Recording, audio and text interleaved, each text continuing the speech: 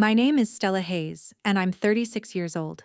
9 days after my cybersecurity company hit the financial news with a $940 million valuation, my phone lit up with the first text from my mom in 10 months. Family dinner, no excuses. No question mark, no congratulations. Just a summons, the way you'd recall a defective product. 10 years ago, my parents destroyed my first startup and handed every client I had to my sister. They told the whole town I walked away. They let people believe I abandoned 40 clients with a form letter, and then they passed the potatoes and moved on. So when that text arrived, I didn't feel anger. I felt something colder and much more useful. Because I had been preparing for that dinner since November and none of them knew it. What I carried into my parents' dining room that night, and what I signed at that table in front of my whole family, none of them saw coming. Not my dad, not my mom, and especially not my sister.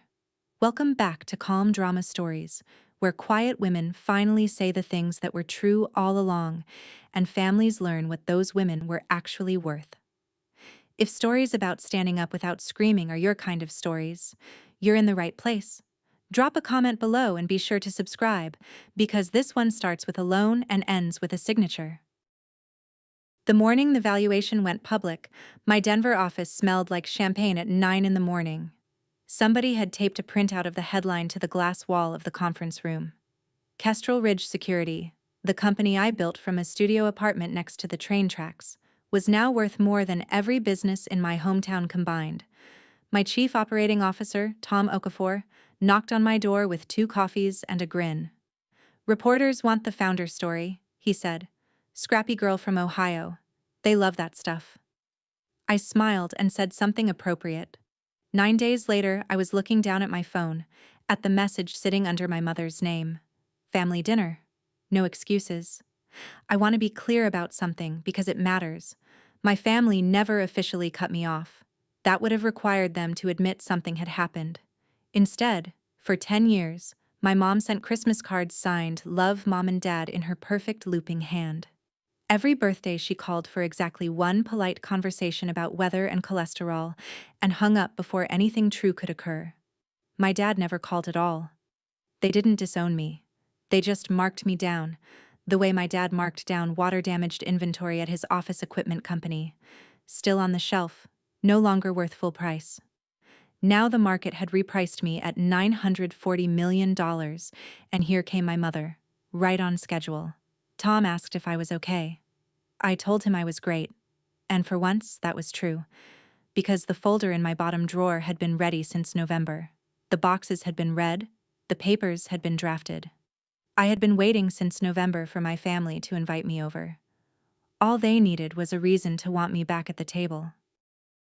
To explain what was in those boxes, I have to take you back to Dayton, Ohio, in 2013, when I was 23, and stupid enough to think competence was the same thing as safety. I had just quit a good corporate job to start Lockstep IT security out of the garage of my rented duplex. My first client was a small law firm that got hit with ransomware on a Friday afternoon.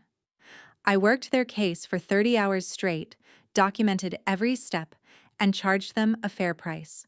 They cried, they paid, and they told 2 other firms. That was my whole marketing plan: word of mouth and a paper trail. I logged everything back then. Every call, every change, every signature. In my business, documentation is the difference between an incident and a catastrophe. It's a habit that would eventually save my life, though not in any way I could have predicted. My family watched all this with a specific kind of attention. Our dinner table had never really been a dinner table. It was a boardroom with gravy. My dad, Frank Hayes, owned Hayes Office Systems, 3 locations, copiers and printers and service contracts, and every Sunday he ran the family like a quarterly review. My sister Meredith, 4 years older, did marketing for him and sat at his right hand. I was the line item that hadn't performed yet. Then Lockstep started growing, and I needed working capital to hire, and the bank turned me down flat. 23 years old, no business credit history, no collateral. I remember sitting in the parking lot of that bank doing math that wouldn't cooperate. And I remember my dad, that Sunday, smiling at me across the pot roast in a way he never had before. The offer was $150,000, and I want you to understand that I was not naive about it. My dad's lawyer drew up the papers, a convertible note, which means if the loan went unpaid, the debt could convert into ownership of my company. I read every page. Then I paid a lawyer of my own, a woman downtown who charged me $400 I barely had, to read it again. She flagged the conversion clause. She flagged the acceleration clause, the part that let the lender demand the whole balance early. Standard terms, she said, but with family, standard can get personal. So I negotiated. I got a buyback right added, the option to repay early and clear the note completely. I planned to use it fast. I took that loan with an exit already mapped, the way I'd enter any hostile network. My dad signed with his good pen and said, "Family money stays warm." My mom, Carol, refilled everyone's coffee and said how nice it was that the girls were finally back in the family business. I remember the sentence exactly because I corrected her. Lockstep wasn't the family business. It was mine. She smiled the way she smiled at church and said, "Of course. Honey. Of course." I noted it. I actually wrote it down that night in the notebook where I tracked open items, the way I'd log an anomaly I couldn't explain yet. Then I went to work. Over the next 2 years, I paid back $90,000 of that note, ahead of schedule, receipt by receipt. By the spring of 2016, I owed $60,000 and had a payoff date set for September. 4 more months. That's all I needed. Remember that number, because my dad certainly did. By 2015, Lockstep had 9 employees and about 40 clients on retainer, law firms and medical offices and a school district, the quiet backbone of a town like Dayton. I hired an office manager named Dale Mercer, a retired Air Force records clerk who alphabetized like it was a sacrament. Between the two of us, that office had a paper trail you could audit blindfolded. Meanwhile, my sister developed a hobby. Meredith started dropping by my office with her phone out, taking pictures for the Hayes office system's social media pages. "Our family's tech arm," one caption said, over a photo of my server rack. I commented publicly, politely, that Lockstep was an independent company. She took it down and called me dramatic. At Sunday dinner, my dad ran my numbers out loud like an auditor, and I answered, because refusing would have cost more than complying. He'd brag about me at the golf course, I heard, but the phrasing always came back to me secondhand as, "our little security shop." Our. I filed that word in the notebook, too. Here's the thing people don't tell you about being the capable one in a family like mine. Your success doesn't buy you independence. It raises your appraisal value. Late that year, my dad found a new religion, a strip mall development out in Springfield that a golf buddy swore was a can't miss. "Safe as bricks," Dad said, carving the roast. He put in money I didn't know the size of yet, and my mom said how exciting it all was. And Meredith toasted him. I remember thinking, with the smugness of a 25-year-old who reads contracts, that at least it wasn't my problem. It's almost funny. In my line of work, the breach always starts somewhere you're not looking. The strip mall started eating him alive in early 2016. Permits stalled. Costs doubled. His partner turned out to be better at golf than construction. I learned most of this later, from bank filings and from my Aunt Ruth, but by that spring the losses were creeping toward $700,000, and my dad had quietly pledged the cash flow of Hayes office systems against it. At Sunday dinner, my mom began saying things like, "We're all tightening our belts," while serving the same roast on the same china. And then came the strangest move of all. In the middle of this bleeding, my dad set Meredith up with a brand new company. Boland Hayes Group, marketing and managed IT services, with her husband Doug's name on the paperwork beside hers. My sister, who could not tell a firewall from a space heater, was suddenly in the IT services business. I sat with that announcement for a week, and my gut told me the truth my brain didn't want. I couldn't prove anything. There was nothing to prove yet. But I know what staging looks like. In my work, attackers position their infrastructure before they ever touch you, so I acted. I called my dad's lawyer and moved my payoff date up. I gathered most of the remaining $60,000 and set the payoff for the first week of September. I also did one small thing that would cost me everything. In March, His office sent over a routine amendment, insurance paperwork for the note, and asked me to sign the signature page and send it back. I read the amendment. It was clean. I signed one single sheet of paper, my name in blue ink, and mailed it. One page. Remember that page. The letter arrived on July 11, 2016, 8 weeks before my scheduled payoff, by certified mail from my father's lawyer. The note holder was exercising the acceleration clause, full remaining balance, $60,000, due within 10 days. Failure to pay in full would trigger conversion of the note into a controlling equity stake in Lockstep IT Security. I read it 3 times standing at my mailbox. Then I called my dad. He answered on the 4th ring and talked to me the way you'd read minutes into a record. Market conditions. Fiduciary caution. Nothing personal, Stella. Paper is paper. I said, Dad, I have the money scheduled for September. You know this. We have a date. He said the note holder wasn't obligated to wait. And he was right. That's the part nobody warns you about. The borrower can do everything early and still lose, because the right to call the loan lives entirely on the other side of the table. I spent those 10 days like a war. I went back to my bank, then 2 more banks, then a credit union. Nobody bridges $60,000 for a 26-year-old in 10 days. I offered to pay the $60,000 plus a penalty, plus interest. Anything. His lawyer's reply came back as one short line I will never forget the shape of.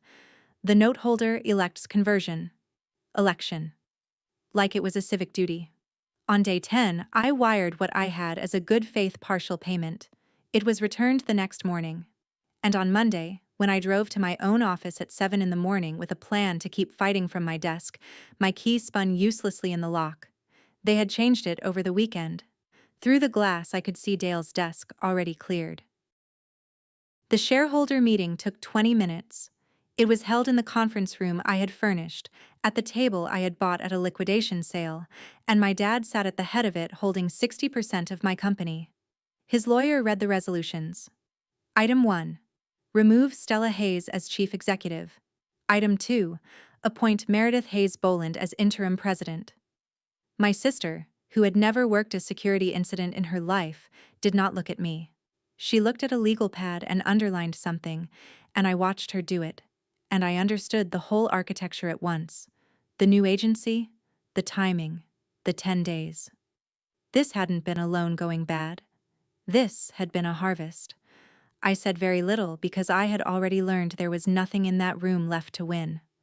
When it ended, my dad came around the table and put his hand on my shoulder, gentle as a doctor delivering bad news, and said the sentence that has lived in my head for 10 years. It was never yours, sweetheart. You just ran it for the family. He meant it kindly. That's the part that still stops me. He believed it, the way other men believe in weather. At the far end of the table, my mother was gathering the meeting papers and tapping them into a neat, squared stack, and she said nothing at all. Nothing. I drove back to my rented duplex and sat on the floor between 14 boxes of my office things, and I inventoried them, box by box, because cataloging what remains is the only prayer I've ever been good at. 2 weeks later, the first email arrived from a client I had served for 3 years. It said, "You could have at least said goodbye in person instead of a form letter." I stared at the screen. What form letter? I asked that client to forward me what he'd received, and then I asked another, and another. What came back turned my stomach in a way the shareholder meeting hadn't. They were called client transition letters, printed on lockstep letterhead, dated the week after the takeover. Each one announced that I, Stella Hayes, was voluntarily transferring all service agreements to Boland Hayes Group, and each one thanked the client for their trust, and each one was signed by me. Except I had never seen them before. I pulled up the signature and laid it next to my real one, and my skin went cold. It was mine. Exactly mine. The same slightly crowded S, the same tail on the Y. A perfect scan of a signature I had signed once, in blue ink, on one single sheet of paper that spring. The insurance amendment. The clean, boring, one-page amendment. They had lifted my signature page and stamped my name onto 40 goodbye letters. And every client in Dayton believed I had personally handed them over to my sister and walked away without a phone call. 40 letters, mailed the same week, in hand-addressed envelopes. And here's the detail I couldn't let go of, the one that kept me up at night for years. The handwriting on those envelopes was neat and looping and patient, the kind of handwriting that addresses 200 Christmas cards every December without smudging one. I knew that hand. I had seen it my whole life on lunch bags and permission slips. I wasn't ready to say it out loud yet, not even alone in my car. But I photographed every letter the clients sent me, logged them in a folder, and named the folder Lockstep. Open items. Old habit. Open items eventually get closed. I took what I had to a litigation attorney that August. She was kind, which somehow made it worse. Forgery and fraud, she said, are real claims, but claims need evidence you can authenticate. Photocopies forwarded by clients wouldn't be enough. I'd need the original letters, the master files, the internal emails showing who ordered what. All of that lived on Lockstep's servers and in Lockstep's file room, and I no longer had any legal right to walk through that door. Dale Mercer, the one man who might have known where the bodies were filed, had been let go the week of the takeover and moved to Florida to be near his grandkids. A lawsuit meant 6 figures I didn't have, 2 years I couldn't spare, and a courtroom in a county where my father had sponsored the youth baseball league for 2 decades. You'd be suing your dad in his own town, she said, on photocopies. I understood the math. I'd like to tell you I raged against it, but you've probably lived some version of this yourself, and you know the shape of it. Some doors don't slam, they just click. Around town, the story had already set like concrete. Poor Frank Hayes, bailing out his flighty daughter's company, and her repaying him by dumping her clients on her sister and skipping town. My mother heard that version at church every Sunday. She never once corrected it. We don't discuss family business, she told my Aunt Ruth, in the voice she used for settled matters. My account balance that October was $3,200. I bought a one-way ticket to Denver, packed 2 suitcases, and took exactly one thing from the wreckage of Lockstep. The whiteboard from my old garage office, the one with my first network diagram still ghosted into the surface. Denver didn't care whose daughter I was, which made it the most honest place I'd ever lived. I rented a studio apartment next to the freight tracks, close enough that the freight train at 2 in the morning became my alarm for finishing incident reports. For 2 years I worked contract incident response, the graveyard shifts nobody wanted, hospitals and credit unions calling at midnight with their systems on fire. It turns out that being methodically, obsessively documented is a superpower in a crisis.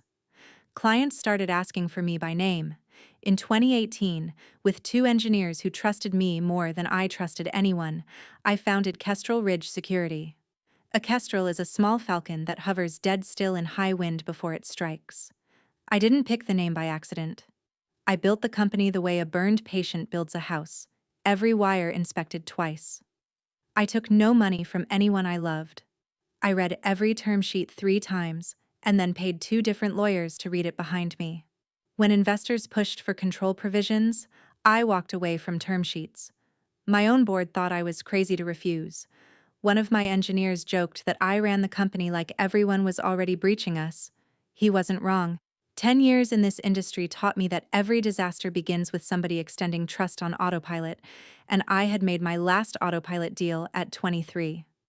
In the back of every one of those decisions sat a folder that moved with me from laptop to laptop, never deleted, never opened more than once a year. Lockstep. Open items. I wasn't building a lawsuit. The lawyer had cured me of that fantasy. I honestly couldn't have told you what I was keeping it for.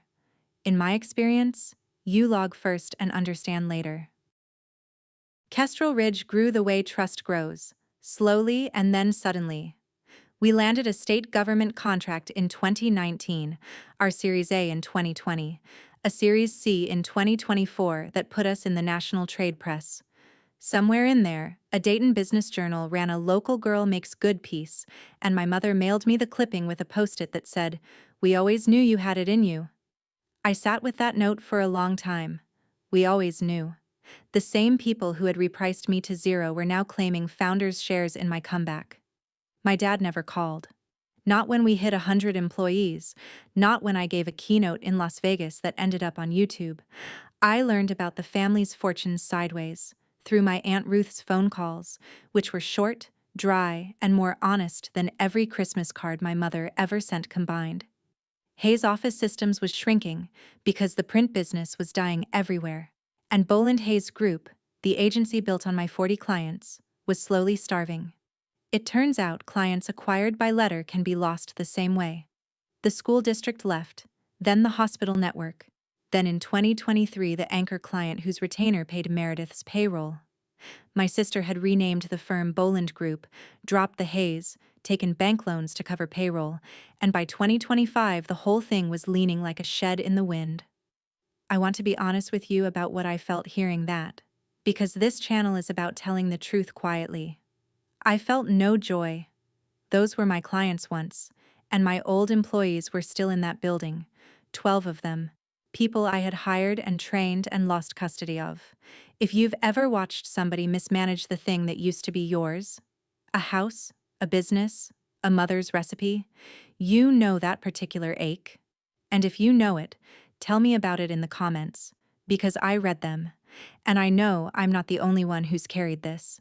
Then, in October of 2025, my attorney Priya Anand called me with a sentence that changed the weather. Your sister's company just showed up on a distressed asset list. Priya laid it out like a weather report. The bank was calling Boland Group's loans.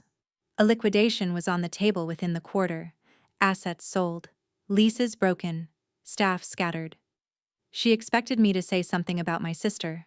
Instead, I asked the only question that mattered to me. Priya, in a liquidation, what happens to the company's records? There was a pause while she recalibrated. Retained for the legally required period, she said, then destroyed under the document retention policy. Shredded. Wiped. Gone. I closed my eyes and saw a file room I had never visited, in a building I had never entered, holding the only original copies of 40 letters I never signed, plus the old lockstep email server that Boland had absorbed in 2016, along with everything else.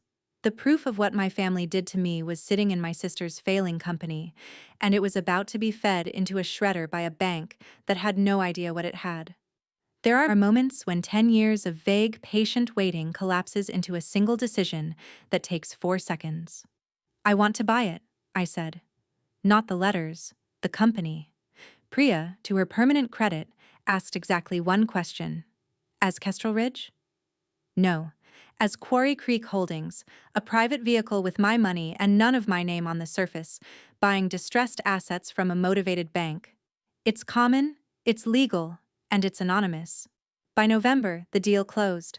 Quarry Creek acquired 70% of Boland Group for $1.6 million, plus a $400,000 bridge loan to stabilize payroll.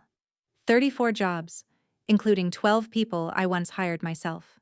Meredith kept her 30% and her title and had no idea who owned the other end of her lifeline. The document boxes arrived in Denver on a Tuesday.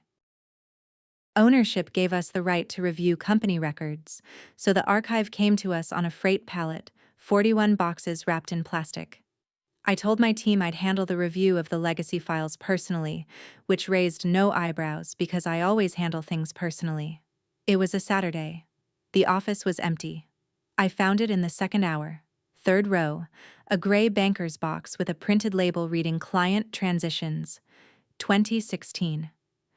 I stood there looking at it for a while before I touched it. Then I did what I do at every incident scene. I put on nitrile gloves, I set up a camera, and I photographed the box from every angle before opening it, because chain of custody is a religion, and I am devout. On the inside of the lid, someone had stuck a yellow post-it note, the adhesive gone brittle with age, 9 years old and still legible. Use the March signature page, FH. I know my father's handwriting the way you know a voice through a wall, the left-leaning slant, the hard cross on the H. This was the hand that signed my report cards and my birthday checks, instructing someone to take a page with my name on it and put it to work. Under that post-it lay the originals. All 40 letters, crisp, never creased, each one carrying the same scanned signature. My signature, tilted a fraction of a degree off true on every single copy, the same digital ghost stamped 40 times. I photographed each letter front and back. My hands were steady, which surprised me. And then, at the bottom of the box, beneath the letters, I found something the label hadn't promised. A rubber-banded stack of spare envelopes, pre-addressed and never mailed. The handwriting on them was not my father's. I had known that handwriting since before I could read it. Neat, looping, patient. The hand that addressed 200 Christmas cards every December, that wrote "so proud of you" in my high school graduation card, that labeled the freezer meals when I had my tonsils out. My mother had addressed the envelopes. Not one or two, helping out at the kitchen table without asking questions. There were spares. You make spares when you're doing a mailing carefully, when you plan for mistakes, when you intend for every single one to arrive. For 10 years, I had told myself a survivable story. Dad did this, and Mom just failed to stop it, the way she failed to stop him from anything. That story died on a Saturday afternoon in an empty office in Denver, wearing gloves, holding proof that my mother had personally licked the stamps on my execution. "It was never yours, sweetheart." His sentence, but her postage? The old lockstep email server gave up the rest. In a backup folder, I found a message from my dad's account to the office manager's queue, short and unbothered. "Use the March signature page. Stella will understand someday." I sat with that word, someday, for a long time. Then I called Dale Mercer in Florida.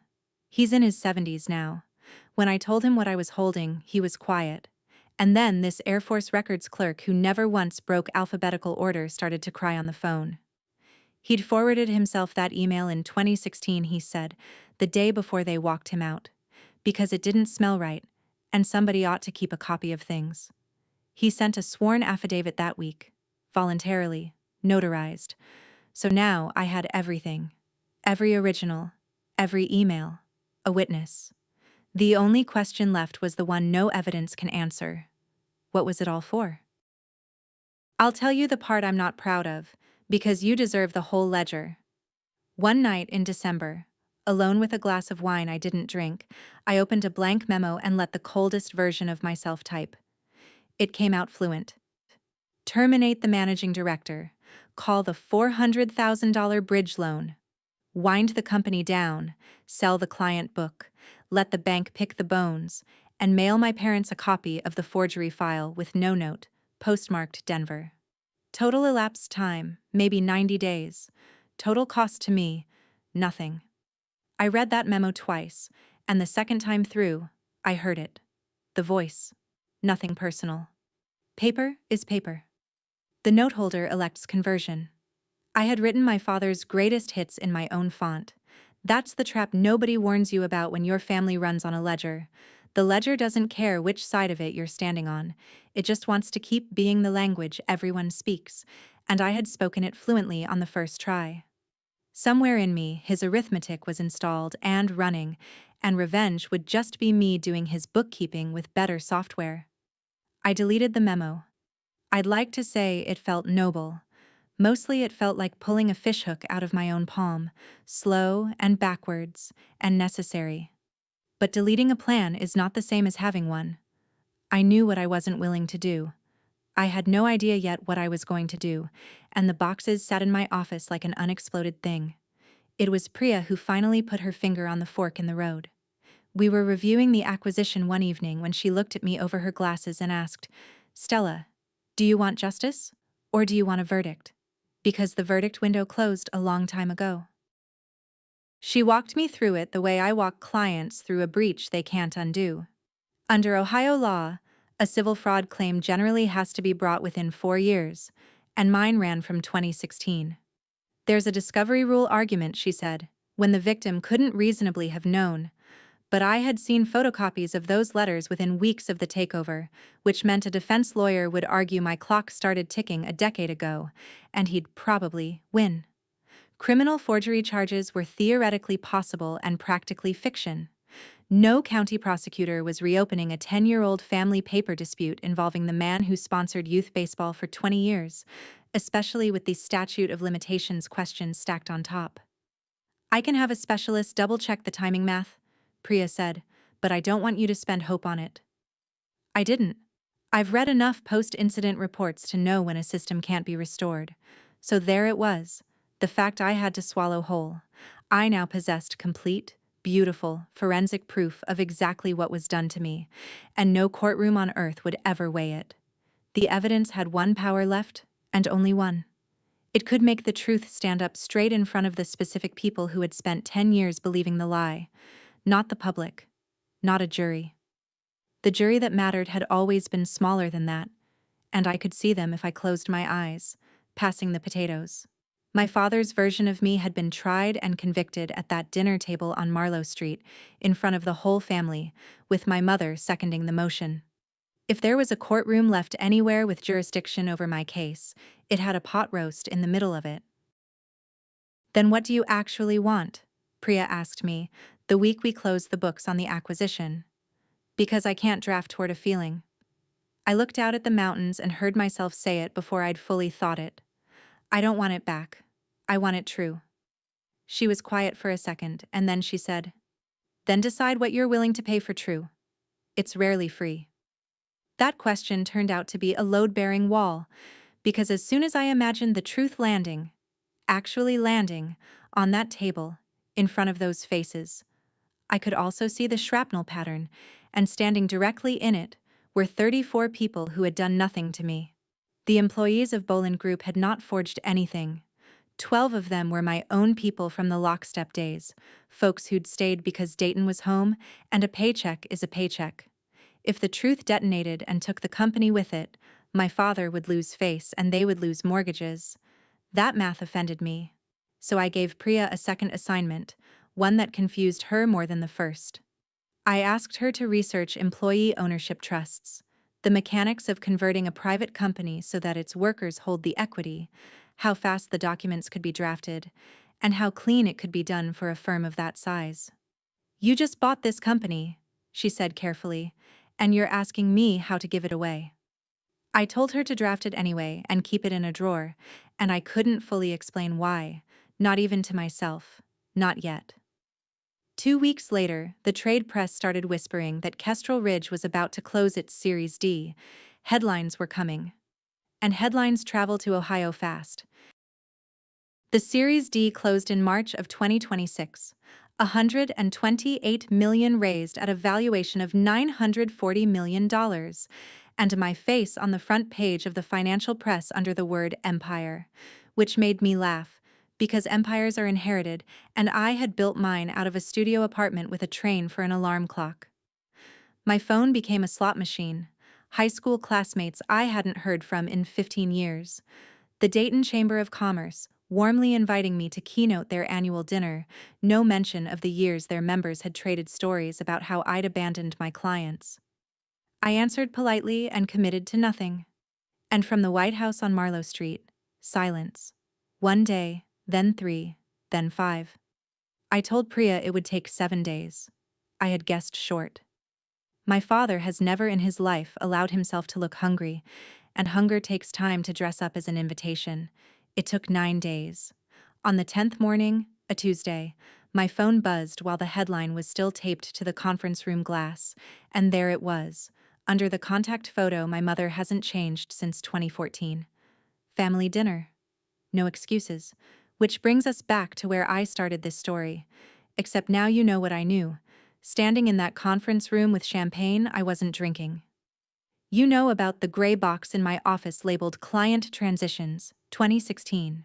You know about the post-it in my father's hand, the envelopes in my mother's, the affidavit from Florida, and the ownership papers sleeping in Priya's drawer. My family was inviting me to dinner because a number with 9 zeros had made me family again. They thought they were setting the table. So was I. My Aunt Ruth called me 2 nights later on her own phone, from her car, which is where honest conversations in my family have always lived. Ruth is my father's older sister, 71, a retired school principal with a voice like a wood rasp. She has exactly one loyalty, which is to the truth, and it has cost her exactly what you'd expect. "It's not a dinner," she said, skipping hello. "It's a board meeting with a ham. Frank's been telling the cousins for a week that the family businesses are coming back together. Meredith's been ordered to bring a presentation. A presentation, Stella. On poster board or God knows what." I asked what he wanted from me, though I already knew the shape of it. "Money, honey. The bank's been circling Boland Group since fall. He's going to stand up with his glass and talk about family, and then he's going to ask you to buy your sister's company. Keep the money where it belongs." I almost laughed. My father was about to formally request that I purchase a company I had owned since November. The dramatic irony was so thick you could have served it with the ham. Then Ruth's voice changed, went quieter and older. "You know he's not inventing this playbook. Your grandfather ran this exact dinner on me in 1987, when I wanted to sell my share of the hardware stores and go finish my degree.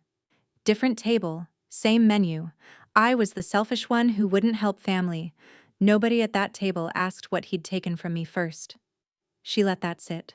"Whatever you're planning, and I can hear that you're planning, don't go into that house alone the way I did." I told her I wouldn't be alone. I'd be bringing witnesses. 40 of them. In a gray box. The night before I flew out, I laid 2 cases open on my dining room table like surgical trays. Into the first went the evidence. 40 original letters in archival sleeves, the post-it photographed and preserved, the server email printed and certified, Dale's notarized affidavit, the corporate filings for Quarry Creek. Everything a person would need to end Frank Hayes as a respected man inside his own family in under 10 minutes. Into the second case went a much stranger set of papers, the ones Priya had drafted and quietly perfected over 3 months. The employee ownership trust, executable the moment I signed, plus one more document with my niece Lily's name on it. And standing over those 2 open cases at midnight, I finally had to run the diagnostic I'd been avoiding all year. Why was I really going? Because here's the truth I found when I checked my own logs. Every milestone of the last 10 years, every funding round, every headline, every 100 new employees, some part of me had presented to an auditor who wasn't in the room. Front row, aisle seat, my father, forever reviewing my numbers over a pot roast. I had built a $940 million company, at least partly, as an exhibit.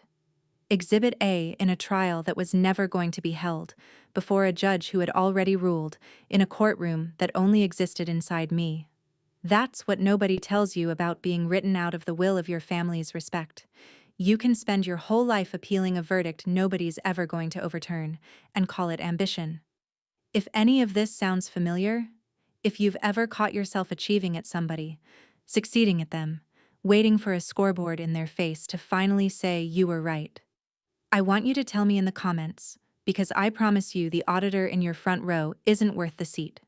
It took me 10 years and 2 open briefcases to see mine clearly. I closed both cases. Then I picked up my phone, opened my mother's text, that summons with no question mark in it, and typed back the only reply it deserved. "I'll be there." In the morning, I called Priya and crossed the line I couldn't uncross. "Finalize the trust," I said. "All of it. And Priya, bring me the version I can sign at a dinner table." There was a long pause on her end, the kind lawyers take when they're deciding whether to talk you out of something. "You're really going to do it in front of them?" she said. Not a question. I told her that 10 years ago my company had been taken from me at a table in front of my family. 20 minutes. All very procedural. Pass the potatoes. Whatever I did next was going to happen at the same altitude. She didn't argue. By Thursday, the documents were ready. My 70% of Boland Group, transferring in full to an employee ownership trust benefiting all 34 employees, with the bridge loan forgiven at signing. And separately, in a plain envelope, a college trust for Lily, my sister's 9-year-old, funded with $250,000 and administered by an independent trustee in Columbus, a woman none of us had ever met, chosen precisely because no one at that dinner table could ever charm, bully, or borrow against her.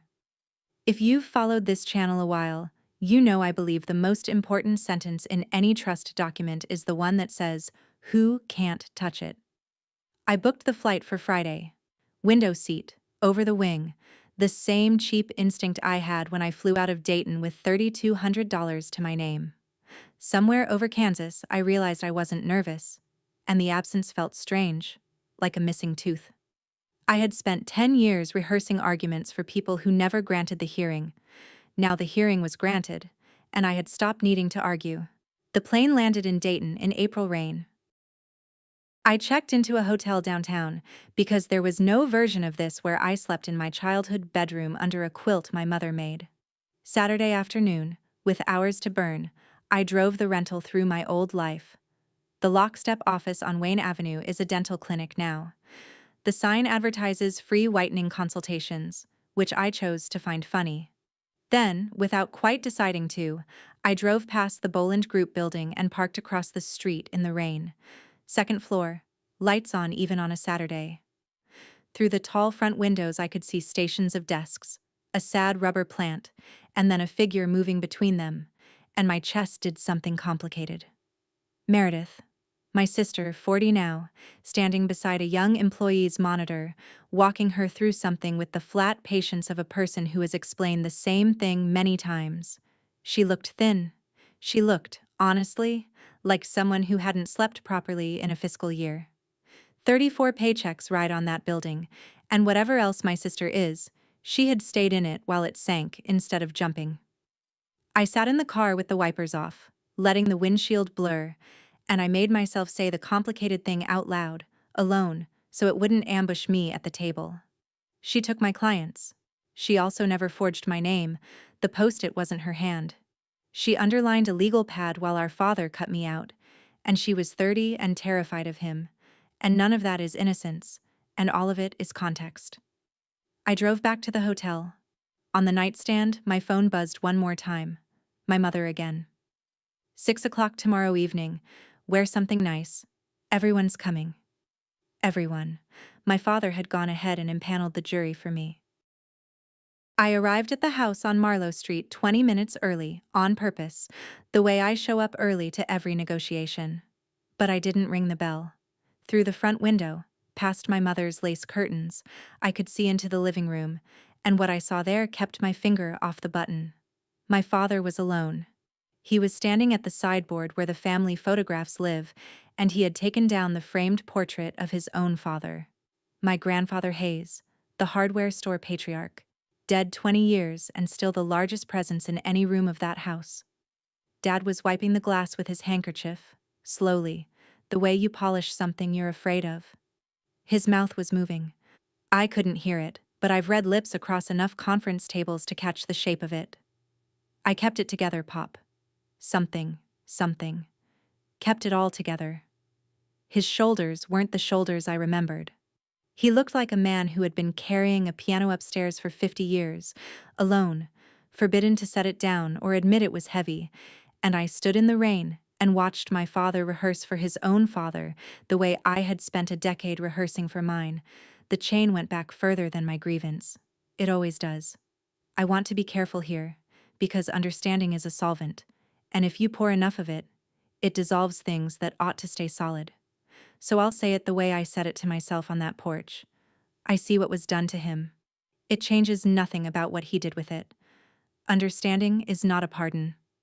Then I rang the bell, and my mother opened the door with her church smile at full wattage and said, "There's my girl." Even the welcome had a deed attached. The dining room was dressed for a state occasion. The wedding china, the water goblets, the tablecloth that only surfaces for funerals and Easter. 9 place settings. My father at the head, my mother at his right, Meredith and Doug, Lily between them with her library book smuggled onto her lap, Aunt Ruth, my cousins Gary and Beth from the Springfield side, an empty chair for me at the foot of the table, directly opposite my father, which I noted the way you note a rifle over a fireplace, and in the center of everything, on the good platter, a pot roast. The same dish that was cooling on this same table 10 years ago while a shareholder meeting across town voted me out of my own life. My mother does not believe in coincidence. She believes in menus. Dinner opened with small talk conducted like a soft interrogation. My father, carving, observed that, "The market's been kind to you," a sentence engineered to make $940 million sound like weather that had happened to me. Gary asked if I knew any real hackers. Lily, who is 9 and the only person at that table with clean hands, looked up from her lap and asked if I had ever caught a bad guy. And I said yes, sweetheart. A few. And felt the envelope with her name on it sitting in my case like a warm coal. Meredith said almost nothing. She moved food around her plate and did not look at me, and her wine glass emptied faster than anyone's, and I recognized the posture of a person waiting for a scheduled disaster. She knew what was coming. She'd been ordered to bring a presentation. Then my father set down the carving knife, tapped his water glass with one knuckle, and stood. "While we're all together," he said, "I want to talk about family and business." He spoke for 6 minutes, and I'll give him this. It was a good speech. He talked about hard seasons and how the Hayes name had weathered them for 3 generations. He talked about loyalty like it was a crop the family had always grown. He said the word "we" 14 different ways while meaning me in every one of them. Then he arrived at the ask, and the room leaned in with him. Boland Group, he said, was a fine company going through a rough patch, undervalued, full of good people. And here was Stella, blessed by the market, in a position to do what family does: bring the businesses together, fold Boland Group in under her umbrella, put real capital behind her sister, keep the money where it belongs. Where it belongs, he repeated, and looked at me with the warm, reasonable eyes of a man who has never once audited himself. My mother touched her necklace and added, "It's what families do." Meredith stared at her plate like it owed her money. Under the table, Doug's knee bounced. I let the silence sit for a moment, and I studied my father standing there with his glass raised half high, and what I felt was not rage. It was recognition. This was the same voice that said nothing personal, paper is paper. The ledger had simply been rebalanced by a $940 million entry on my side, and now the ledger wanted its money moved home. 10 years, and the arithmetic had never blinked. I set down my fork, folded my napkin, and asked the question I had flown 1,200 miles to ask at exactly this moment. Before I answer, Dad, one thing. I turned to my sister. Meredith, who owns your company right now? The color left my sister's face in a way I have only otherwise seen in emergency rooms. What? She said. I asked again, gently, because gentleness was the only weapon I had promised myself I would use. Your company. Who owns it? You kept 30%.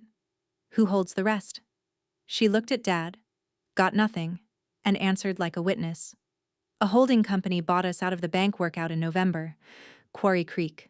Some investment group out of Colorado, we've never even met them. It's all through lawyers. She stopped. I watched the word Colorado catch up with her. I reached into my first case and laid a thin document on the tablecloth, turned to face her. The Quarry Creek Holdings formation filings, and the signature page of the acquisition, and my name, my real, wet ink signature. Above the title, Sole Member. I'm Quarry Creek, I said. I bought Boland Group 5 months ago. I own 70% of it, and the $400,000 keeping your payroll alive is my bridge loan. The table went so quiet I could hear the grandfather clock in the hall reconsidering. Doug made a sound like a hiccup. Ruth put down her fork with the deliberate calm of a woman securing a front row seat. And my father, I want you to see this the way I saw it. My father was stunned for exactly 3 seconds, and then his face did something extraordinary. It bloomed. He laughed, warm and huge, and spread both arms like a preacher at a baptism. "Well, there it is," he boomed. "It's already in the family. Stella, honey, you beat me to it." He raised his glass to the table. He genuinely, sincerely thought this was the good news. That's when I understood there was no bottom to reach by talking. So I stopped talking, and I lifted the gray box onto the table.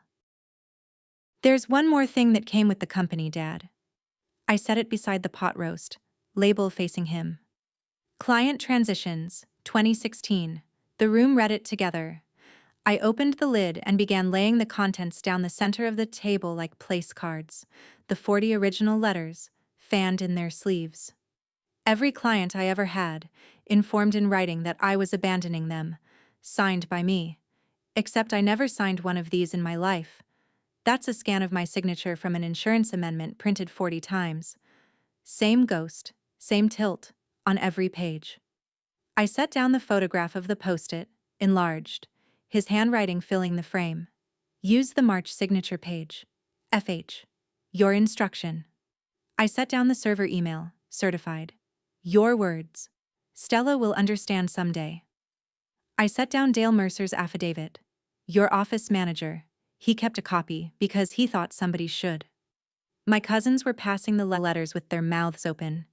Ruth read the post-it and nodded once, slowly, like a judge who has waited 39 years for the right case. And then I took out the rubber-banded stack of unmailed envelopes, and I didn't say anything at all. I just walked down the table and set them in front of my mother and let her look at her own handwriting. Her hand came up to her mouth. The room followed her eyes, and one by one, they understood what they were seeing. My father's voice arrived then, and for the first time in my life it cracked in public. Denial first. That's out of context. Then justification. I was protecting this family. And finally, both palms flat on the table. The truth in its Sunday clothes.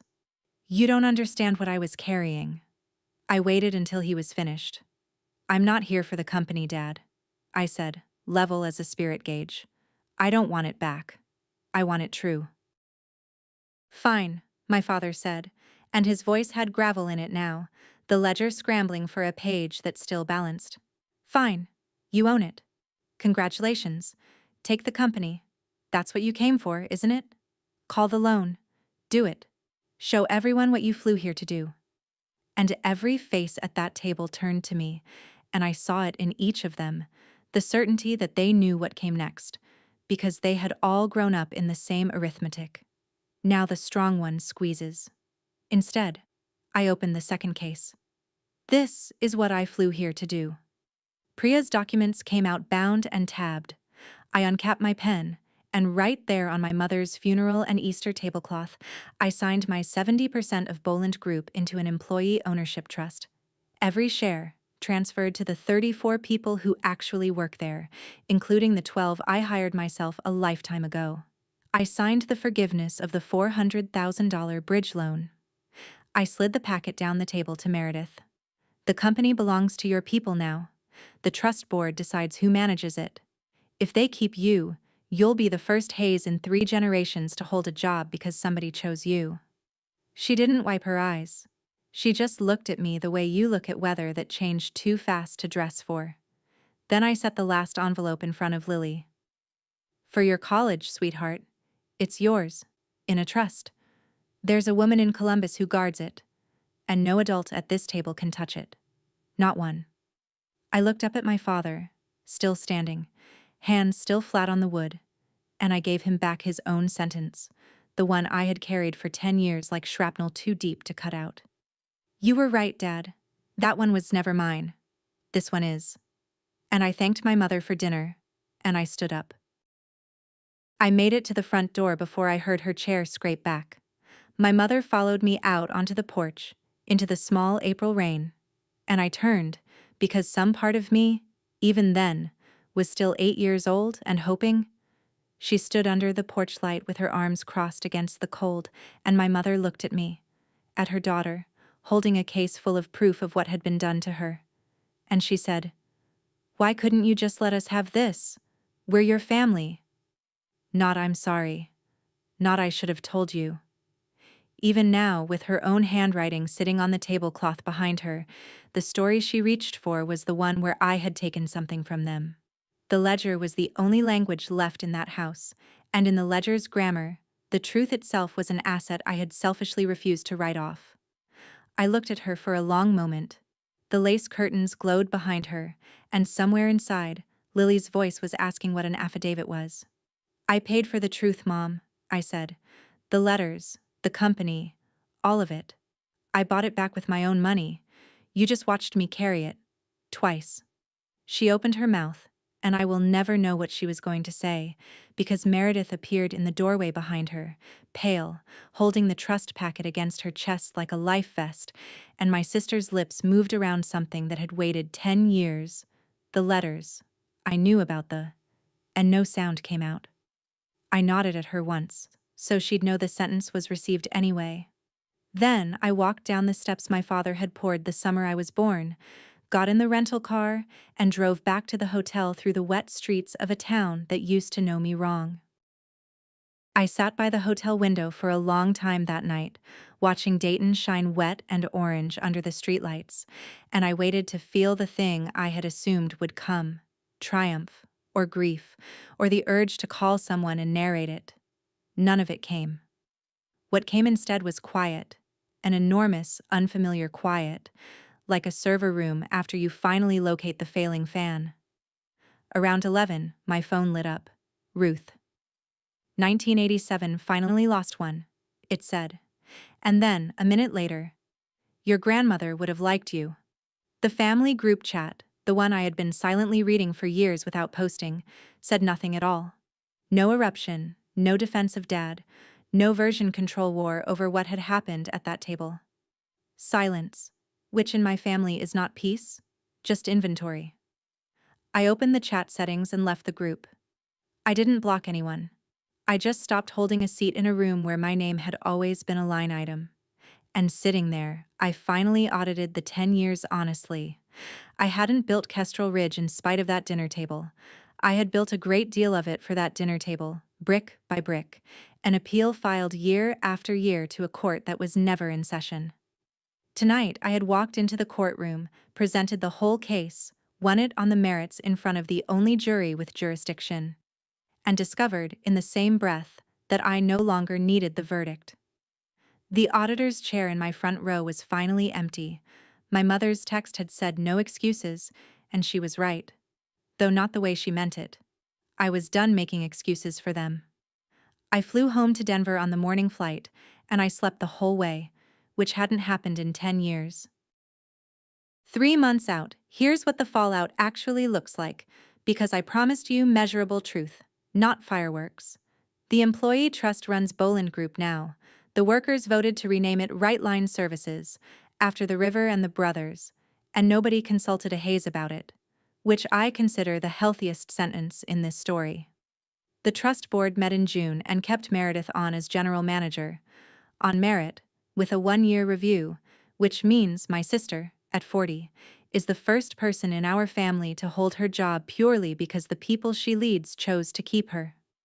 She sent me a letter in July. Handwritten. 1 page. It said she had known about the letters since 2016, that she'd told herself it was Dad's call to make, and that she was sorry, without one softening clause around the word. I wrote back a single line. Run it well. And I meant it completely. That's not a reconciliation, it's a beginning of accurate accounting, and in my family, accurate accounting is intimacy. My father tells a different story at the golf course, Ruth reports. In his version, he took a hard decision in 2016 that saved jobs, and I repay the family with a stunt at dinner. He'll tell it that way until he dies, and the men he golfs with will nod, and none of them will ask why his daughter gave a company away rather than hand him $1. I've stopped needing them to ask. My mother sends cards. Same loops. Same postage, as if the envelope in front of her at that table belongs to some other woman's handwriting. I don't open them yet. I put them in a shoebox, unread, because a boundary doesn't have to be a bonfire. Lily's fund sits in Columbus, growing quietly, guarded by a trustee who has already once, I'm told, declined a phone call from my father, which cost her nothing because she owes him nothing, which is the whole design. And at Kestrel Ridge, on the first Thursday of every month now, I teach a free evening class for women founders. Lesson 1 never changes. We read a convertible note together, clause by clause, and I show them, on the whiteboard from my old garage. It hangs in our lobby, first thing you see, exactly where love signs its name. People ask sometimes, carefully, whether I regret the money, the price of the company, the forgiven loan, the fund, all of it spent to buy back a truth the courts had already orphaned. I tell them what I finally know for certain. Everything they were able to take from me was never the valuable part, because the only asset that can't be seized, converted, or signed away by somebody else's hand is the proven ability to start from nothing and build it true. That's my story. One yellow post-it. 40 letters I never signed, and one signature I chose to give away. If this reminded you to read every clause before you take money from someone you love, or to stop auditing your own worth on somebody else's ledger, take it as your sign and do it this week, not someday. Share this video with someone who's still carrying a verdict that was never true. Drop a comment and tell me your story. Hit subscribe, and I'll see you in the next one.